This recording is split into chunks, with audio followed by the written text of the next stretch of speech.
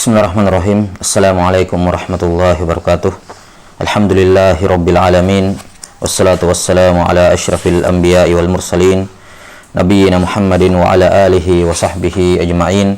Asyhadu an la ilaha illallah wahdahu la syarikalah wa asyhadu anna Muhammadan abduhu wa rasuluh. Allahumma ighfir lana wa liwalidayna wa limasyayikhina. Allahumma ighfir lil Hafidz Ibnu Katsir rahimahullahu taala wa masyayikhihi.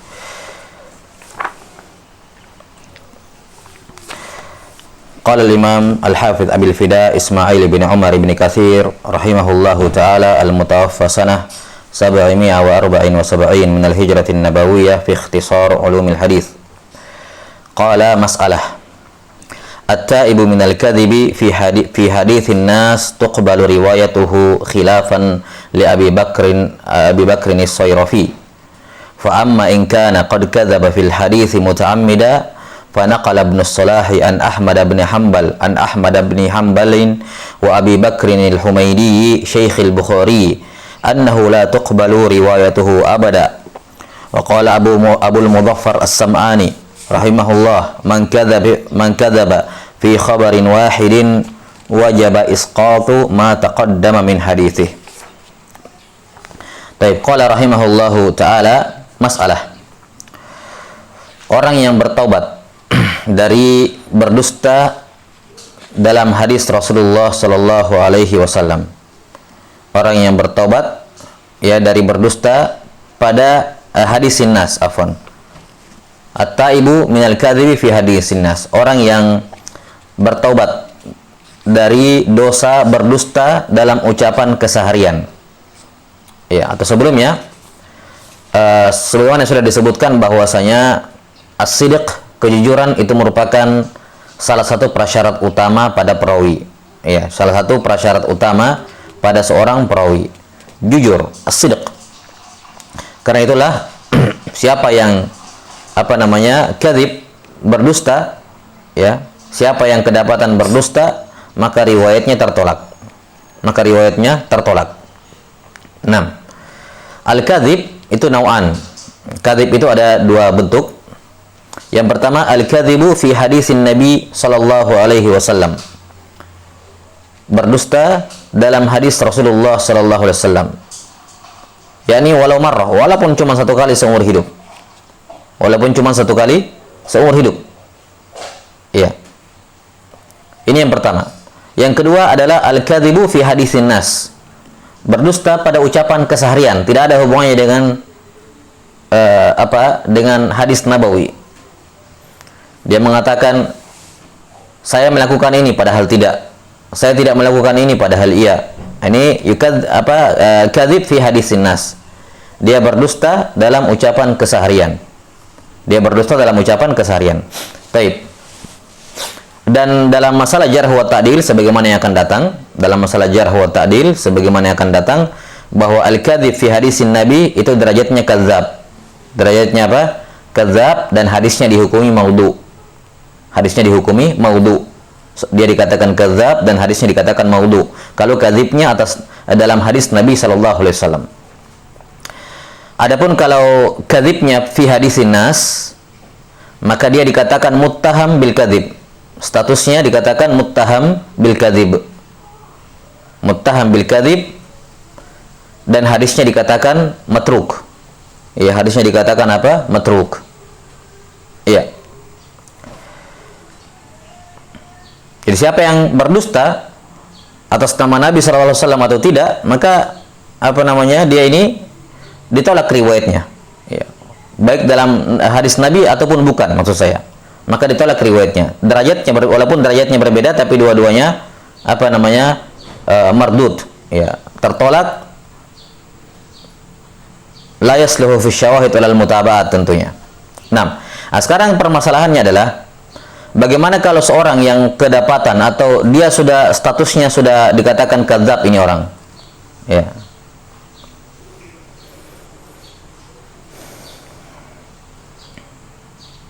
Kecil suaranya kah? Suaranya kecil? Oh ya, taib. Lepas.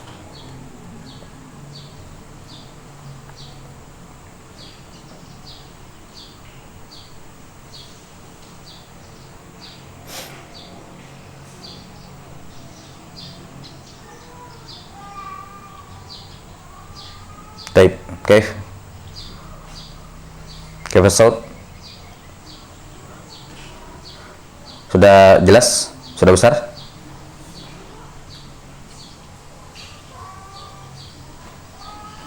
Baik. 6. Jadi sekarang masalahnya ketika ada seorang perawi yang sudah jelas dia ini kadzab, dia ini pernah berdusta atas nama Nabi sallallahu alaihi wasallam, atau dia ini muttaham bil kadzib, pernah berdusta dalam ucapan keseharian, maka ditolaklah riwayatnya. Ditolak riwayatnya. Nah, setelah ditolak riwayatnya dia bertaubat. Dia menyesal, saya tidak akan mengulangi lagi, saya tidak akan berdusta dan seterusnya. Nah, apakah setelah dia bertaubat ini hadisnya boleh kembali diambil ataukah tetap ditolak selama-lamanya? Ataukah tetap ditolak selama-lamanya? Nah, di sini Ibnu Katsir rahimahullah membawakan perincian. Kata beliau, "At-taibu minal kadzibi fi haditsin nas tuqbalu riwayatuh." Orang yang bertaubat dari perbuatan berdusta dalam ucapan keseharian itu diterima riwayatnya. Diterima riwayatnya. Yani kalau dustanya itu berkenaan dengan ucapan keseharian, tidak berkenaan dengan hadis Nabi sallallahu alaihi wasallam, kapan dia bertobat, maka riwayatnya kembali bisa diterima. Riwayatnya kembali bisa diterima. Dan ini pendapat jumhur ulama, khilafan li Abi Bakr as-Sayrafi. Ini yang menyelisihinya di sini adalah Abu Bakar as-Sayrafi rahimahullahu taala. Iya. Dan ini tentunya al-qaul jumhur ya huwa sahih dalam masalah ini. Bahwasanya orang yang berdusta dalam hadisin nas itu diterima taubatnya. Yakni makna diterima taubatnya adalah apa? Dia hadisnya bisa diterima kembali, ya, diterima kembali hadisnya. Kemudian kata beliau, bentuk yang kedua, wa amma in kana qad kadzaba fil hadisi muta'ammida. Adapun kalau dia berdusta dalam hadis nabawi, ini bentuk yang pertama yang kita sebutkan tadi. Adapun kalau dia berdusta dalam hadis nabawi muta'ammida, dengan sengaja, ya, dengan apa? Dengan sengaja. Ini untuk mengeluarkan apa? Mengecualikan yang ghairu muta'ammid, orang yang tidak sengaja, yakni berdusta karena salah hafal. Dusta karena salah hafal. Kita sudah sebutkan kalau nggak salah dalam pembahasan al-maudhu ya, bahwa kata al-kadzib, ya, kata al-kadzib itu mengandung dua kemungkinan atau mengandung ada dua bentuk kadzib ya, ada kadzib amdan dan ada kadzib ghairu amdin. Ada kadzib dengan sengaja dan ada kadzib yang tidak sengaja. Adapun kadzib tidak sengaja, maka ini tentunya bukan jarah, tidak ada masalah karena ini perkara yang manusiawi, di mana kadzib ghairu amdin adalah salah karena salah hafal, ya, salah menyampaikan hadis karena salah hafal, ya, murni betul-betul karena salah hafal. Maka yang seperti ini tentunya dikatakan apa? Kadzib ghairu amdin. Dan kadzib ghairu amdin dikatakan al-khata', salah dia. Ya. Kata beliau, adapun yang berdusta dalam hadis nabawi ya muta'ammida, karena sengaja, maka ini ada khilaf di kalangan para ulama. Dan khilafnya di sini lebih kuat dibandingkan yang pertama. Khilafnya di sini lebih kuat dibandingkan yang pertama. Fa naqala Ibnu Salahi an Ahmad bin Hanbal wa Abi Bakar al-Humaidi guru al-Bukhari. Nah, al-Humaidi Abdullah bin Zubair, guru pertama dalam Sahih Al-Bukhari. Guru pertama beliau membuka Sahih Bukhari dari Al-Humaidi ini, Abdullah bin Zubair Al-Qurashi rahimahullah. Kata beliau, pendapat yang pertama, kalau orang berdusta dalam hadis nabawi kemudian dia bertobat maksudnya, ya. Dan yang dimaksud dengan taubat di sini tentunya taubat di dunia, ya. Taubat di dunia. Ketika para ulama mengatakan diterima taubatnya atau tidak diterima taubatnya, maksudnya dalam perkara dunia. Adapun dalam masalah akhirat tentunya ini bukan ranahnya, yaitu kembali kepada Allah Subhanahu wa taala. Dan ini saya lupa tambah tadi di awal. Jadi ucapan para ulama mengatakan diterima taubatnya, enggak diterima taubatnya, ini dalam perkara dunia saja. Kalau dikatakan diterima taubatnya, berarti diterima kembali hadisnya. Boleh lagi diambil hadisnya kembali.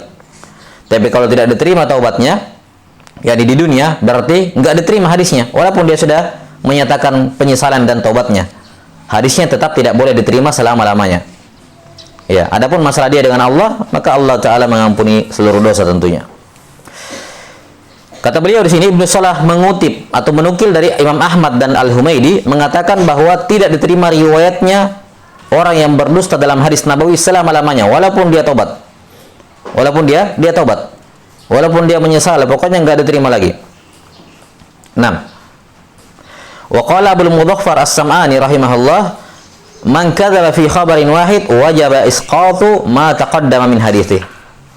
Kata Abdul Mudhaffar As-Sam'ani, siapa yang pernah berdusta dalam satu hadis, maka wajib menggugurkan semua hadis-hadisnya, yang dahulu maupun yang datang setelahnya.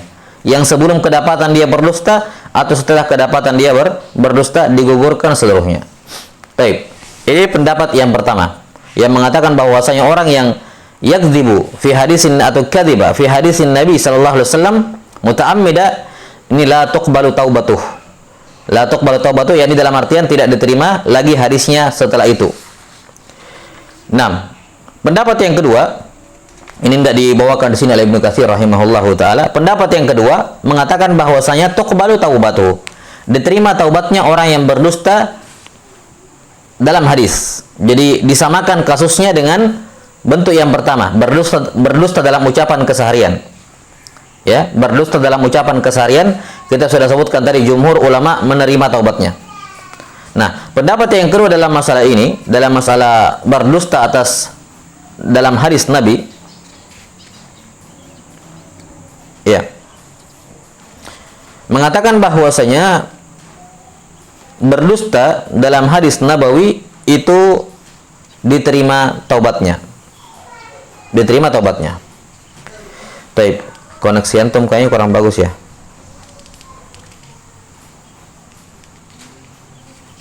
Iya. Sebentar.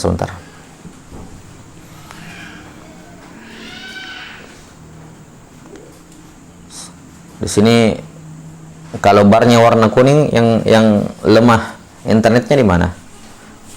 Di sini apa di sana? 6. Sudah bagus ya. Ini merah lagi nih. Here. Ini pakai apa di sana? Pakai IndiHome bukan?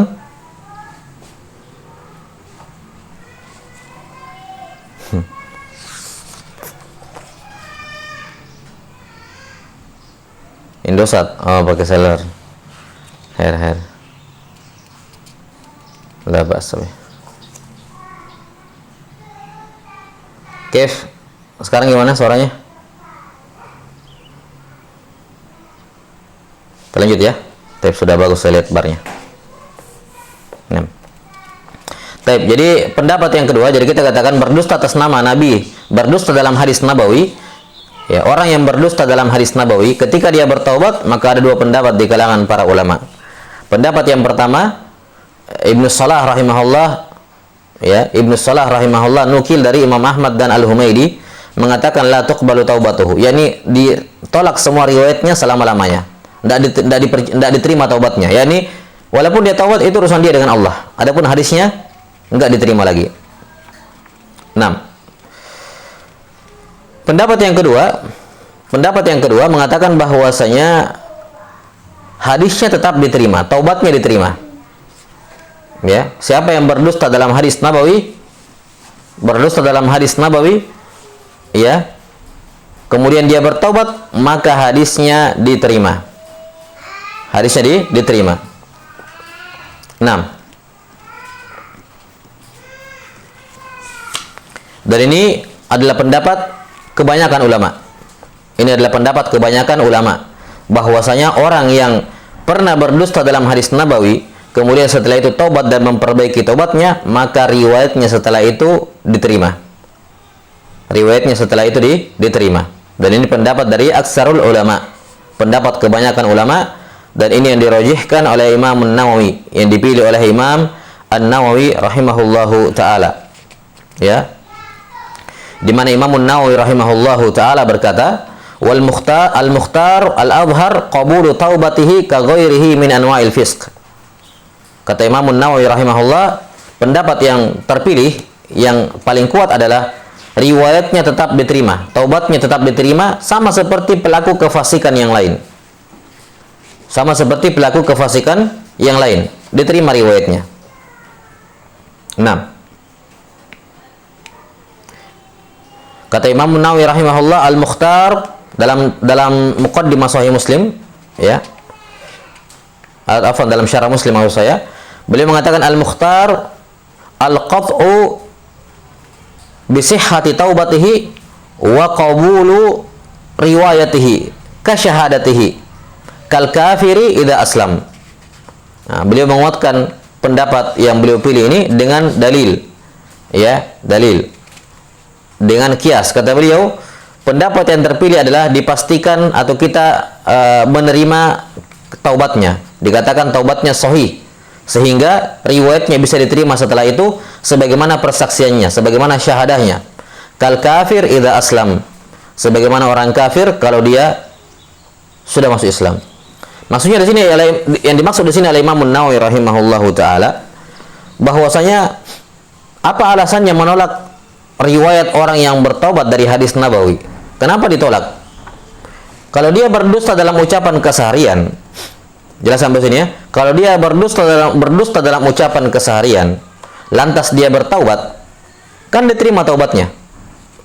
Jelas sampai sini? Diterima taubatnya. Yani riwayatnya bisa kembali diterima. Namun mengapa ketika berdusta atas nama Nabi sallallahu alaihi wasallam, ya, ketika berdusta atas nama Nabi sallallahu alaihi wasallam, itu riwayatnya walaupun dia taubat tidak diterima. Padahal kata beliau, ya, kata beliau, orang fasik saja kalau dia taubat diterima. Orang fasik nih, dia minum minuman keras, misalnya, dia minum minuman keras, dia berjudi, ditolak riwayatnya. Tapi kalau dia bertobat, diterima kembali riwayatnya. Bahkan orang kafir saja, kalau dia masuk Islam, maka riwayatnya diterima. Padahal kafir itu lebih parah dibandingkan apa? Dibandingkan berdusta atas nama Nabi Shallallahu Alaihi Wasallam. Kafir itu lebih parah dibandingkan berdusta atas nama Nabi Shallallahu Alaihi Wasallam. Maka kalau orang kafir ketika dia masuk Islam, maka riwayatnya diterima. Maka apalagi apalagi berdusta atas nama Nabi Shallallahu Alaihi Wasallam. Jelas sampai sini ya? Ini yang dirajihkan oleh Imam Nawawi rahimahullahu taala. Ini yang dirajihkan oleh Imam An-Nawawi rahimahullahu taala. Dan beliau dari sisi syarak beliau mengkiaskan dengan syahadah. Ya, beliau mengkiaskan dengan syahadah dan juga dengan orang kafir yang masuk Islam. Katanya orang yang ditolak persaksiannya, kapan dia bertobat, maka syahadahnya kembali diterima. Ya. Dan dia orang fasik. Dia orang fasik. 6. Kemudian ditolak riwayatnya. Terus setelah itu dia bertobat, maka kata Imam Nawawi rahimahullah, syahadatnya kembali diterima. Sama seperti riwayat. Ya. Di sini beliau mengisyaratkan firman Allah Subhanahu wa taala dalam surah An-Nur. Dalam surah An-Nur ayat 4 sampai 5, Allah taala berfirman, "Walladzina yarmunal muhsanat tsumma lam ya'tu bi arba'ati syuhada fajliduhum 80 jaldah wa la taqbalu lahum syahadatan abada wa ulaika humul fasiqun illa alladzina tabu." Lihat, perhatikan. Sesungguhnya orang-orang yang menuduh perempuan yang muhsan, ya, berzina, lantas mereka tidak membawa 4 saksi. Mereka tidak membawa 4 saksi, maka ada 3 hukumannya. Hukuman yang pertama, cambuk mereka dengan 80 kali cambukan. Yang kedua, jangan terima syahadat mereka abadan, selama-lamanya. Dan yang ketiga, mereka ini orang yang fasik. Jadi ada 3 hukuman bagi orang yang menuduh berdusta menuduh berzina tanpa ada 4 saksi. Kemudian Allah Ta'ala mengatakan illal ladzina tabu, kecuali orang yang bertobat. Nah, maka di sini istisna illal ladzina tabu, apakah kembali kepada ketiga-tiganya, ya, atau kembali kepada salah satunya? Kata para ulama, di sini disebutkan kan 3 hukuman. Yang pertama cambukan, yang kedua ditolak syahadahnya selama-lamanya, dan yang ketiga mereka disifati dengan orang yang fasik, sifat yang fasik. Ulaika humul fasiqun. Ya. Kemudian dikatakan illal ladzina tabu, kecuali bagi mereka bertobat. Kata para ulama, adapun untuk yang pertama, yakni dicambuk 80 kali, maka istisna ini tidak berpulang ke sana. Yakni tidak boleh istisna ini dikembalikan kepada cambukan. Maksudnya apa? Jangan setelah dia menuduh berzina kemudian ternyata salah, kemudian dia bertaubat. Ketika dia bertaubat, apakah cambukan 80 kali ini gugur? Kata para ulama tidak, tetap dia dicambuk 80 kali. Tetap dia dicambuk 80 kali. Yang taubatnya tidak menggugurkan hukum had. Ya, tetap dia dicambuk walaupun dia bertobat. 6. Kemudian ini kalimat yang pertama, ini yang pertama masalah cambukan. Jadi kata para ulama illal ladzina amanu tidak dikembalikan kepada kalimat yang pertama. Tidak dikembalikan kepada apa? Fajliduhum. Ya, tetap dia dicambuk. Kemudian sifat yang terakhir wa ulaika humul fasiqun, kata para ulama ini pengecualian illal ladzina amanu ini dikembalikan kepada wa ulaika humul fasiqun, yakni orang ini ketika dia berdusta menuduh orang berzina, dia orang fasik. Namun kalau dia bertobat, maka isim nama kefasikan ini, nama fasik terangkat dari dirinya. Ya, terangkat dari dirinya. Ya, hilang sifat fasiknya. Kenapa? Illal ladzina tabu, kecuali bagi orang-orang yang bertobat. Berarti apa? Sifat kefasikan terangkat dari dirinya. Nah, yang ada khilaf di kalangan para ulama ini bentuk yang kedua. Pada hukuman yang kedua. Yaitu firman Allah Ta'ala, wala taqbalu lahum syahadatan abada. Jangan terima syahadah mereka sama sekali. Apakah kalimat illal ladzina amanu itu berpulang ke situ? Artinya apa? Kalau kita katakan berpulang kepada masalah la taqbalu lahum syahadah ini, ya berarti apa? Syahadahnya bisa kembali diterima, dan ini yang dipegang oleh Imam An-Nawawi rahimahullah. Ini yang dirajihkan oleh Imam An-Nawawi rahimahullahu taala. Tapi kalau dikatakan tidak, berarti tetap tidak diterima syahadahnya selama-lamanya. Baik. Maka ini dalil yang digunakan oleh Imam An-Nawawi rahimahullah untuk merujihkan pendapat dari aksarul ulama. Ya, pendapat kebanyakan ulama bahwa berdusta dalam hadis nabawi itu diterima taubatnya kalau dia betul-betul bertobat. Jelas sampai sini? Taib. Adapun kutipan dari Imam Ahmad, Al-Humaidi dan seterusnya yang mengatakan tidak diterima, maka itu yuhmalu ala taghlidul amr. Ya, dibawa kepada bahwa ini dosa yang sangat besar. Ya, beliau menegaskan dan mengingatkan bahaya yang sangat besar dari sini.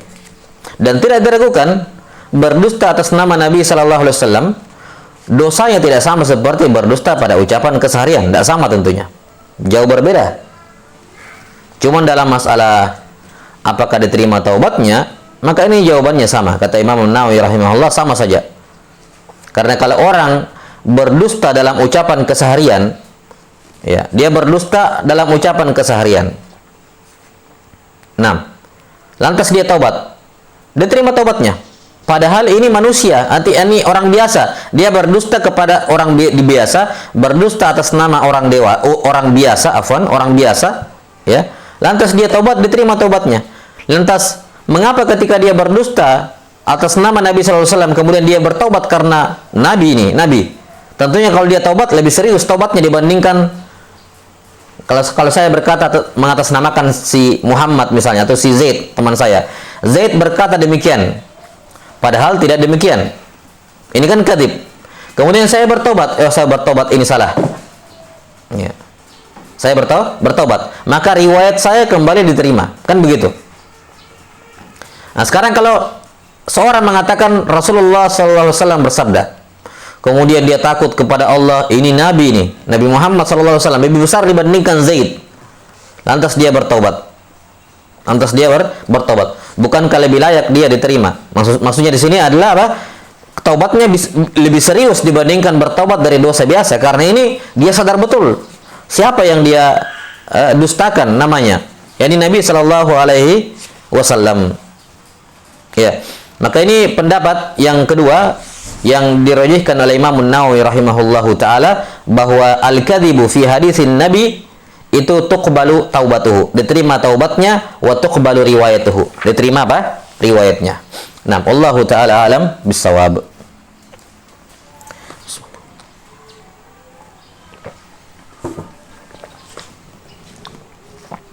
Baik, summa qala rahimahullah, qultu wa minal ulama'i kaifa as-saut, suaranya jelas? Putus-putus? Baik. Alhamdulillah. Qultu wa minal ulama man kaffara muta'ammidal kadhibi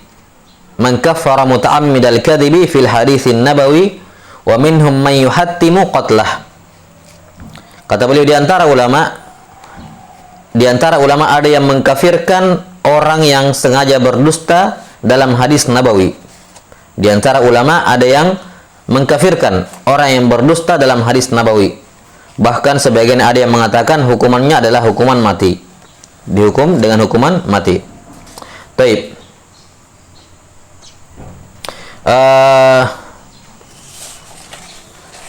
Yang dimaksud di sini oleh Ibnu Katsir rahimahullah, Ibnu Katsir mengatakan ada di antara ulama ada yang mengkafirkan orang yang muta'ammid al-kadzib fi hadisin nabawi. Yang dimaksud di sini oleh An-Nawawi atau Ibnu Katsir rahimahullahu taala adalah al-Imam Abdullah bin Yusuf. Abdullah bin Yusuf al-Juwaini. Ya, Abdullah bin Yusuf al-Juwaini. Ayahnya Imamul Haramain. Ya, ayahnya Imam Al-Haramain. Nama beliau Abdul Malik, ya, Abdul Malik ibn Abdullah bin Yusuf bin Abdullah bin Yusuf, Imamul Haramain, al-mutawaffa sanah 478 min al-hijratin nabawiyah. Yang dimaksud di sini ada sebagian ulama yang mengkafirkan orang yang bersengaja berdusta dalam hadis nabawi adalah ayah dari Imamul Haramain, yakni Abdullah bin Yusuf al-Juwaini rahimahullahu taala. Nah, dan namun pendapat beliau ini dikritisi oleh putra beliau sendiri, Imamul Haramain, dikritisi oleh putra beliau sendiri, ya, Imamul Haramain, dengan mengatakan bahwa itu zallah, itu zallatun min abihi, itu kekeliruan abinya, ya, wala yuwafiquhu alaiha ahad, tidak ada seorang pun yang setuju dengan pendapat beliau yang mengkafirkan. Ya, tentunya ya berdusta. Jadi butuh dibedakan antara derajat dosa dengan perlakuan dari sisi ilmiah. Kalau kita berbicara derajat dosa, ya tidak diragukan berdusta atas nama Nabi Shallallahu Alaihi Wasallam lebih parah, lebih besar dosanya dibandingkan berdusta dalam ucapan keseharian. Tapi tetap dia dibawanya derajat kekufuran. Tetap dia dibawa derajat kekufuran. Itu kalau kita berbicara mengenai tingkatan dosa atau tingkat keparahan dosanya. Tapi kalau dari sisi perlakuan ilmiah, maka jumhur ulama menyamakan sama saja, yakni kapan dia bertaubat maka diterima kembali riwayatnya. Diterima kembali riwayatnya. Jelas ya? Baik, maka pendapat Al-Juwaini, ya, Al-Juwaini rahimahullahu taala, yakni Abdullah bin Yusuf di sini rahimahullah, ini tidak diterima. Ya, ini pendapat yang lemah yang mengkafirkan. Ya, Ibnul Jauzi rahimahullah punya pandangan lain di mana beliau mengatakan, kata Ibnul Jauzi, kalau kadzibnya dalam hadis nabawi itu untuk tahlilul haram atau tahrimul halal, menghalalkan yang haram dan mengharamkan yang halal, ini yang baru kafir. Tapi kalau hadisnya tidak berkenaan dengan itu, maka tidak kafir. Kalau hadis yang dia dusta di situ gunanya untuk berkenaan dengan tahlilul haram atau tahrimul halal, maka ini yang yukaffar. Namun ini juga pendapat Ibnu Jauzi, juga pendapat yang dhaif. Ini juga pendapat yang dhaif, wallahu alam bissawab. Wa qad harartu dzalika fil muqaddimat. Kata Ibnu Katsir, saya sudah tahrir masalah ini dalam kitab Al-Muqaddimat. Baik, wallahu taala alam bissawab. Ini selesai masalah al-kadzib. Bagaimana perlakuan ilmiah terhadap orang yang kadzib, baik dalam hadisin nas maupun pada hadisin nabawi. Qala rahimahullahu ta'ala, wa amma man ghalita fi hadithin fayubayyana lahu as-sawabu falam yarji' ilaihi faqala Ibn al-Mubarak wa Ahmad bin Hanbal wal Humaydi la tuqbalu riwayatuhu aidha wa tawassata ba'dhum faqala in kana adamu ruju'ihi ila as-sawabi inadan fahada yultahaqu biman kadzaba amdan wa illa fala. Wallahu alam. Nah, sekarang masalah yang baru. Ada seorang perawi yang dia ini meriwayatkan suatu hadis. Kemudian dia salah di situ. Dia salah dalam riwayatnya. Kemudian ulama yang hadir di situ mengingatkan bahwa itu salah. maka itu apa? Itu salah. Enggak benar itu hadis kamu itu. Dia bilang, enggak, saya yakin seperti ini riwayat saya. Ya, riwayat ini sudah benar. Dia tidak menerima semua kritikan. Ya, dia tidak menerima kritikan yang masuk. Baik. Ya. Apa hukum riwayat orang seperti ini? Apakah hadis yang bersangkutan, hadis yang sedang dibicarakan itu diterima atau ditolak? Diterima atau ditolak? Jadi dia salah dalam riwayat. Kemudian diingatkan, direvisi ya, diperbaiki oleh para ulama yang hadir di situ. Dia tidak terima. Dia tidak terima. Nah, apa hukumnya? Apa hukumnya? Taib. Di sini ada dua keadaan ya, ada dua keadaan.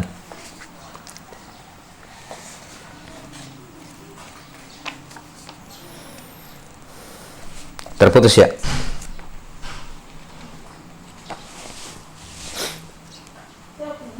Jelas ya? Baik. Saya lihat gambarnya berhenti, saya kira terputus. Baik, jadi gitu ya, surahnya seperti itu. Ada orang meriwayatkan sebuah hadis, kemudian dia salah dan diperbaiki oleh para ulama, tapi dia tidak mau terima. Ya. Maka bagaimana keadaan orang seperti ini, atau bagaimana riwayatnya? Bagaimana riwayatnya? Sebelumnya butuh kita persempit dulu permasalahan. Ya. Kita butuh persempit permasalahan sebelum kita menyebutkan khilaf di kalangan para ulama. Yang pertama, kalau yang mengkritisi ini bukan alim, bukan pakar di bidangnya, maka tidak ada kewajiban bagi yang salah ini untuk menerimanya. Yani selama dia yakin, saya yakin riwayat ini benar. Ya, kata yang mengkritisi, enggak, kamu salah begini dan begini. Ya, kamu salah. Kalau dia menganggap bahwa orang ini bukan pakar di bidangnya, bukan alim dalam riwayat masalan, ya, lantas dia tidak terima, maka tidak ada masalah, karena dia tidak percaya dengan kritikan tersebut. Yani dia tidak menganggap dia pakar di bidangnya, dan dia tetap bertahan di atas riwayat yang dia riwayatkan karena menganggap itu kritikan tidak bermutu gitu. Yani saya masih yakin dengan pendapat saya, ya. Kenapa? Karena yang mengkritisinya juga orang yang bukan pakar. Maka yang seperti ini tentunya tidak ada masalah. Yani bukan jarah pada dirinya. Bukan jarah pada dirinya. Jelas ya? Karena yang mengkritisnya bukan pakar. 6. Karena itulah kata Al-Hafidz Al-Iraqi rahimahullahu taala, qayyada dzalika ba'dul mutaakhirin bi ay yakuna alladhi bayyana lahu ghalatahu aliman 'indal mubayyani lahu. Amma idza lam yakun bihadhihi al-mathaba 'indahu fala haraja idzan. Kata Al-Hafidz Al-Iraqi rahimahullahu taala, sebagian ulama mutaakhirin memberikan pembatasan bahwa yang menjelaskan kesalahannya itu haruslah orang yang dipandang alim oleh dirinya yang salah ini. Adapun kalau yang memperingati atau yang membenarkan kesalahannya itu bukan orang yang alim di mata dia, maka tidak ada masalah dia tolak. Tidak ada masalah dia menolaknya. Baik, tidak ada masalah dia menolaknya. Iya. Jadi ini yang pertama. Jadi kalau yang mengkritisinya itu menurut yang dikritisi dia bukan pakar di bidangnya, lantas dia menolak, maka tidak ada masalah. Ini bukan jarah pada dirinya. Ini bukan jarah pada dirinya. Dan juga tidak ada kelaziman dia memperbaiki riwayatnya karena kritikan orang yang tidak mahir menurut dianya. Kemudian yang kedua, bentuk yang kedua, yang mengkritisinya dia tahu ini orang alim. Yang mengkritisi dia apa? Orang alim. 6. Dia pakar di bidangnya. Namun dia juga tetap merasa yakin, ini yakin riwayat saya benar ini. Ya. Riwayat saya apa? Benar. Jelas sampai sini ya? Riwayat saya benar. Ada orang alim, dia tahu orang ini alim, pakar memang, dia mengkritisi riwayat dia. Ya. Kemudian dia mengatakan saya yakin dengan riwayat saya. Nah ini yang dibahas oleh para ulama. Apa hukumnya orang yang seperti ini? Orang yang salah dalam riwayat, kemudian diperbaiki oleh seorang pakar, oleh seorang alim, tapi dia nggak terima kritikan tersebut. Apa hukumnya? Apa hukum riwayatnya? Bagaimana statusnya dia? Kata beliau rahimahullah, ini yang dibahas oleh Ibnu Katsir. Wa amma man ghalita fi haditsin. Adapun orang yang salah dalam sebuah hadis, fayubayyana lahu as-shawab falam yarji' ilaihi. lantas diterangkan kepadanya yang benar, riwayat yang benar seperti ini. Tentunya kita katakan tadi dengan catatan yang menjelaskannya ini adalah orang yang pakar, yang alim menurut dirinya ini. Falam yarji ilaihi, lantas dia tidak merujuk dari riwayatnya, tidak merubah riwayatnya, maka Ibnu Mubarak, Imam Ahmad dan Al-Humaidi memandang tidak diterima riwayatnya juga. Yani hadis tersebut enggak diterima. Sudah diingatkan tapi dia ngotot, enggak diterima. Baik, enggak diterima. Ini pendapat dari Ibnu Mubarak, Imam Ahmad dan Al-Humaidi. Wa tawassata ba'dhum. Sebagian ulama ada yang bersikap pertengahan. Bersikap apa? Pertengahan, mengambil jalan tengah. Dan ini pendapat dari Ibnu Hibban rahimahullah. Ya, pendapat yang kedua ini yang mengambil jalan tengah. Ini merupakan pendapat Ibnu Hibban, ya, dan juga ikhtiar dari Ibnu Salah. Ya, ikhtiar pendapat yang dipilih oleh Ibnu Salah rahimahullahu taala. Apa itu? Kata beliau, faqala in kana ada meruju'ihi ila shawab inada fa hadza yultahaqu biman kadzaba amdan wa illa fala wallahu alam. Ya. Pendapat yang kedua ini pendapatnya Ibnu Hibban dan yang dipilih oleh Ibnu Salah, mengambil jalan tengah. Mereka mengatakan kalau dia tidak rujuk, tidak mau merubah pendapatnya, tidak mau merubah riwayatnya setelah dikritik, murni karena inadan, murni karena menentang, inad, ya. Apa yang dimaksud dengan inad? Inad itu tidak peduli dengan dalil-dalil, tidak peduli dengan kritikan yang masuk sekena apapun kritikannya, tetap dia tidak terima. Bahkan walaupun puluhan ulama datang kepadanya mengkritik, dia tidak mau terima. Ini namanya inad. Ya. Jadi kalau dia menolak karena inad, maka ini diikutkan hukumnya kepada orang yang sengaja berdusta. Kenapa? Karena ini fix salah, ini fix salah, diingatkan oleh banyak ulama, atau bahkan seandainya semua ulama datang, dia tidak mau terima. Itu namanya inad. Yang seperti ini diikutkan dalam bentuk kadzib. Kenapa sudah jelas-jelas salah dia masih riwayatkan? Kadzib.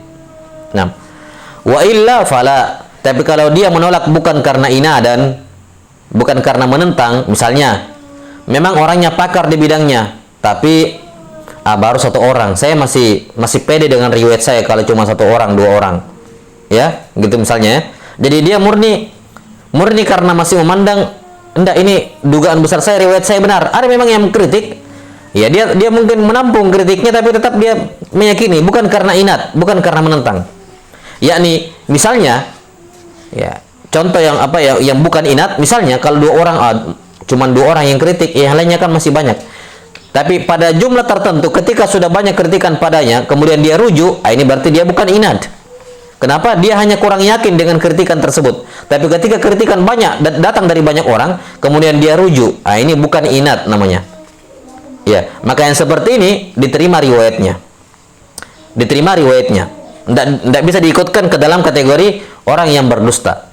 Kenapa? Karena dia menolak bukan karena inat. Dia menolak karena belum yakin saja dengan kritikannya. Belum bisa diterima kritikannya, masih 50-50 dengan keyakinan dirinya bahwa begini riwayat saya. Adapun yang inat, yang biar didatangkan semua ulama mengkritisnya tetap dia tolak, ini ditolak. Ini apa? Yultahaku biman kadzaba amdan wallahu a'lam. Baik. Ini selesai masalah berikutnya. Summa qala rahimahullahu taala. Wa min ha huna yanbaghi at-taharruz min al-kadhibi kullama amkan. Fala yuhadditsu illa min aslin mu'tamad. Kata beliau, dari sinilah selayaknya seorang talibul hadis, ya, untuk taharruz, berjaga-jaga dari kedustaan, kullama amkan, semaksimal mungkin. Fala yuhaddits illa min aslin mu'tamad. Jangan dia menceritakan hadis kecuali dari asal yang mu'tamad. Ya, ini kita sudah terangkan dalam pembahasan Dhabtus Sadar, dalam pembahasan Dhabtu As-Sadar. Dikatakan aslun itu mu'tamad. Aslun mu'tamad maksudnya apa? Kalau dia punya kitab, ya, dia punya apa? Kitab, ya. Dikatakan ini asalnya dia. Dikatakan asalnya ini mu'tamad kalau dia sudah muqabalah, dia sudah tashih dengan nuskhah gurunya atau nuskhah dari guru murid-murid gurunya yang thiqah. Dia sudah tashih kitabnya. Ya. Adapun kalau sekedar hasil imla dirinya dari gurunya tanpa dimuqabalah kembali, maka tidak selayaknya dia yuhadditsu min alkitab. Tidak selayaknya dia mentahdits dari alkitab. Apalagi kalau hafalannya kurang bagus. Taib. Nah, maka selayaknya dia tidak mentahdits yuhadditsu illa min asli mu'tamad. Dan ini sampai sekarang para ulama rahimahumullahu taala kebanyakan masmu'at mereka itu masih terjaga asalnya. Masih terjaga asalnya. 6. Dalam Sahih Al-Bukhari itu nuskho yang dipakai oleh para ulama dalam riwayat Sahih Bukhari di masa sekarang itu adalah nuskho yang mereka dengarkan dari guru mereka, dan guru mereka menggunakan nuskho yang sama dari guru mereka di atasnya terus sampai ke atas, ya, dari masa-masa setelah adanya mesin cetak, ya, sampai kemudian bersambung ke masa sebelum adanya mesin cetak, ya, yang mana yang dicetak berasal dari manuskrip atau nuskho yang mu'tamadah, ya, nuskho yang mu'tamadah, terus sampai kepada penulis kitab asli tersebut, penulis kitab tersebut, ya. Maka ini kalau bisa walaupun di zaman-zaman belakangan, di zaman mutaakhirin, muasirin seperti ini, hal ini kadang sudah cukup sulit, ya, sudah sulit untuk diwujudkan. Tidak semua kitab itu memiliki asal mu'tamad, ya, karena tidak semua kitab itu ada masmu'atnya di kalangan para ulama. Mungkin ada, tapi sulit untuk mendapati orang-orang yang punya masmu'at pada kebanyakan kitab-kitab. 6. Namun disinilah pentingnya atau disinilah manfaat dari ijazah di kalangan mutaakhirin, di kalangan muasirin, di mana ijazah di sini berfungsi untuk menutupi kekurangan atau menutupi perbedaan nuskhoh antara nuskhoh dia dengan nuskhoh gurunya, ya. Karena itulah yang aula, ya, dalam talaki kepada para ulama, dia menggunakan nuskhoh seperti yang dipakai oleh gurunya. Itu yang paling aula, ya. Yang aula adalah menggunakan nuskhoh yang dipakai oleh gurunya. Gurunya pakai dar tobaah apa misalnya, tahqiqnya siapa, maka selayaknya juga dia pakai tobaah dan tahqiq sebagaimana yang dipakai oleh gurunya, atau setidaknya yang paling penting tobaahnya ini, ya. 6. Agar sama isinya. Kata beliau, fala yuhadditsu illa min aslin mu'tamad wa yajtanibu syawadza wal munkarat. Dia menjauhi hadis-hadis yang syadz dan hadis-hadis yang mungkar. Hadis-hadis yang syadz dan yang mungkar. Iya. Faqad qala al-Qadhi Abu Yusuf, man tatabba'a gharaib al-hadis kadzab. Kata al-Qadhi Abu Yusuf rahimahullahu taala, zahirnya ini di sini Al-Hanafi, muridnya Imam Abu Hanifah, Abu Yusuf Al-Qadhi. 6. Man tatabba'a gharaib al-hadis kadzab. Siapa yang menelusuri, mengumpulkan riwayat-riwayat hadis-hadis yang gharib, kadzab, dia akan berdusta pada akhirnya. Ya. Kenapa? Karena ini riwayat yang gharib, tidak ada jalan lain kecuali itu. Ya, bukan berarti semua hadis gharib salah. Bukan berarti semua hadis gharib itu salah, tapi kalau dia kumpulkan semuanya, dia suatu saat akan terjatuh dalam kesalahan. Karena pasti dari hadis-hadis gharib ini ada yang tidak benar. Ya. Cuma satu jalan, bagaimana mau membandingkan dengan yang lain? Pasti ada jalan-jalan yang salah, hadis-hadis yang salah di situ. Maka karena itulah siapa yang menghimpun gharaibul hadis kadzab, ya, dia akan berdusta pada akhirnya. Dan sebagian ulama ada yang meriwayatkan dengan kalimat man tatabba'a gharaibal hadis kudzib dengan sigha majhul, ya, mutaaddi. Kudzib, dia akan didustakan. Dia akan dinyatakan berdusta. Man tatabba'a gharaibal hadis kudzib. Siapa yang menelusuri dan mengumpulkan hadis-hadis gharib, maka dia akan dikatakan sebagai pendusta. Wa fil asar, yakni dalam asar, dalam sunnah maksudnya, ya, dari hadis ini disebutkan kafa bil mar'i isma ayuhadditsa bi kulli ma sami'. Cukuplah seorang dikatakan berdosa kalau dia menceritakan semua yang dia dengar. Tapi hadis ini diriwayatkan oleh Imam Muslim rahimahullah dalam muqaddimah sahih, tapi dengan lafaz kafa bil mar'i kadziban, bukan isman. Kafa bil mar'i kadziban ayuhadditsa bi kulli ma sami'. Taib. Ini selesai pembahasan berkenaan dengan orang yang membawakan riwayat dan keliru lantas dinasihati, diluruskan dan dia tidak terima. 6. Tsumma qala rahimahullahu ta'ala, mas'alah wa idza haddatsa thiqatun an thiqatin bihaditsin fa ankara asy-syaikhu sama'ahu lidzalika bil kulliyah fakhtara, ada khilaf ya. Kata beliau, ini masalah man haddatsa wa nasi. Surahnya man haddatsa wa nasi, orang yang menceritakan hadis lantas dia lupa pernah menceritakan hadis tersebut. Surahnya adalah, kata beliau, idza haddatsa thiqatun an thiqatin bihadis. Kalau ada seorang thiqah meriwayatkan dari thiqah juga dengan sebuah hadis. Seorang muridnya thiqah, gurunya thiqah. Fa ankara syaikhu sama'ahu lidzalika bil kulliyah. Lantas syekh mengingkari samanya. Ya.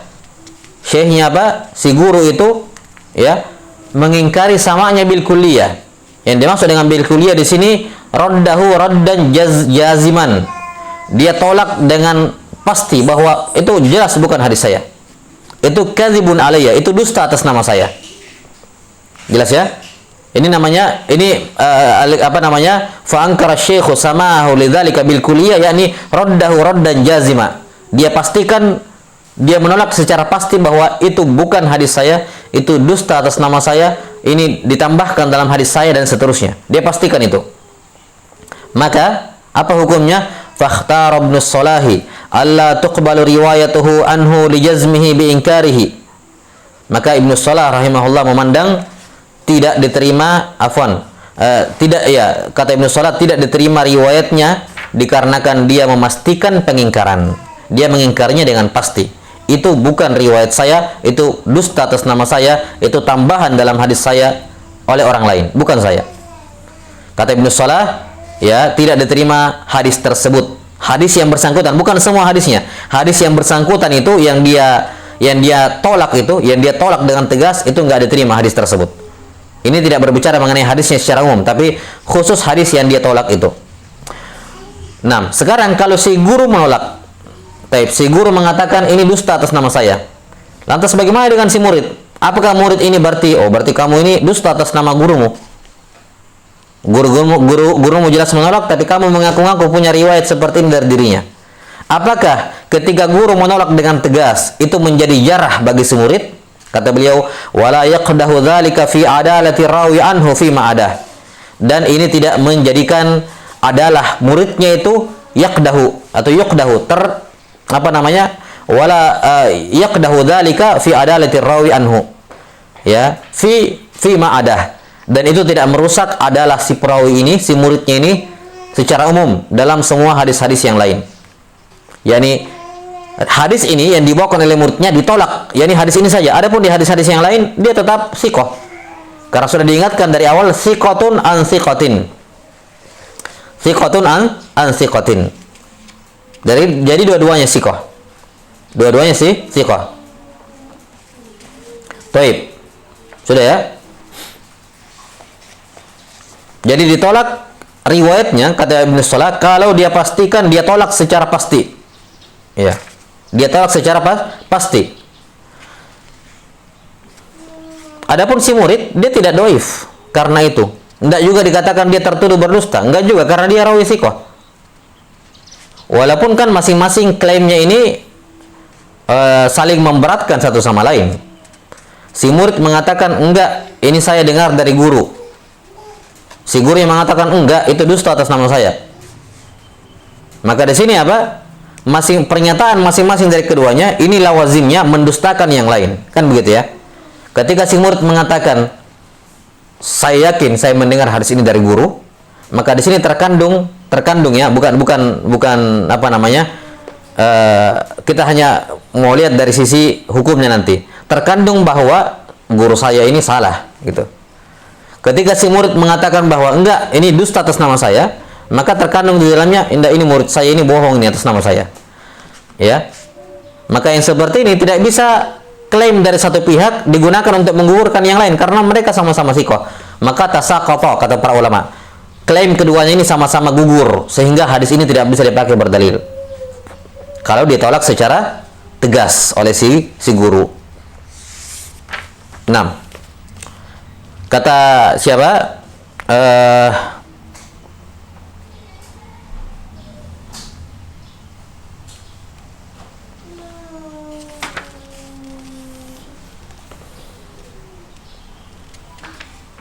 Tape. Bentar. Iya, kata para sebagian ahlul ilm mengatakan li'annahu aidan mukadzibun li syaikhihi fi nafihi dzalik. Ketika si guru mendustakan muridnya bahwa ini hadis ini dusta atas nama saya, berarti terkandung makna kamu dusta. Tapi muridnya mengatakan enggak, saya yakin ini, saya pernah mendengar dari guru saya ini. Maka di sini juga terkandung apa? Bahwa dia mukadzibun li syaikhihi, dia menganggap gurunya itu berdusta fi nafihi dzalik, dalam menafikan ini. Walaysa qabulu jarhi kulli wahidin kulli minhuma aula min qabulil akhar. Tatkala tidak ada ditahu, kita tidak bisa memastikan yang mana yang benar, yang mana salah, maka menerima salah satu pendapat atau salah satu klaim untuk menggugurkan klaim yang lain ini tidak bisa dilakukan. Fatasaqata, maka gugurlah, ya, maka gugurlah hadis kedua klaim tersebut. Dengan demikian tidak bisa kita meriwayatkan dengan hadis tersebut. Jelas ya? Taib.